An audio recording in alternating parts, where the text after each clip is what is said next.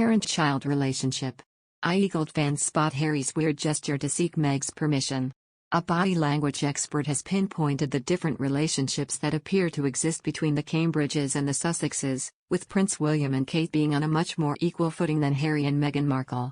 Prince Harry has a subtle way of seeking permission from wife Meghan Markle, an expert has claimed. A psychology coach has highlighted the huge difference between the body language shown by the Duchess of Cambridge and the Duchess of Sussex towards their respective husbands. Body language expert Bruce Durham has pinpointed the different ways in which the royal pair connect with Prince William and Prince Harry, it reported. When we look at the connecting nonverbal communication and subliminal gestures that exist between both couples, there is a huge difference between the supportive connection that lies between Kate and William and the submissive connection that exists between Harry and Meghan, Bruce said.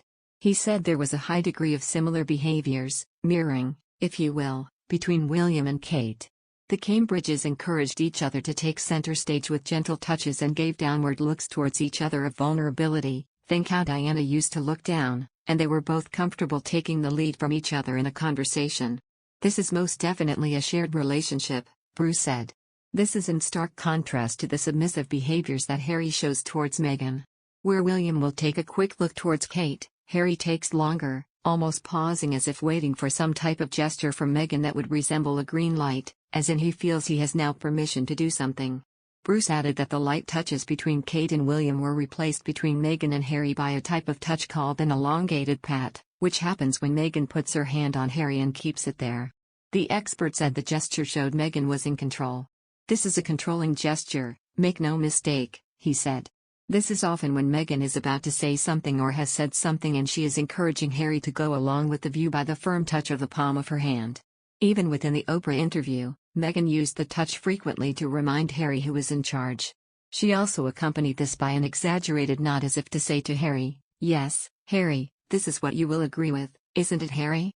The psychologist described Kate and William as having an adult-adult relationship, while Meghan and Harry have a parent-child relationship.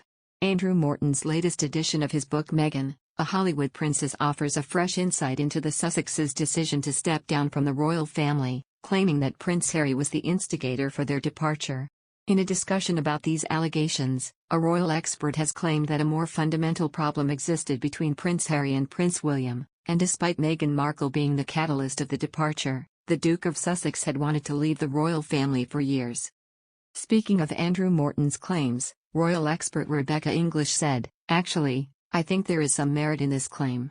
I was thinking about this earlier today. Back in 2018 I wrote a piece when word started to leak out that the Fab Four weren't quite as far as we thought, saying actually it was a bit of a lazy, sexist trope to blame it on Meghan and some kind of row between Meghan and Kate.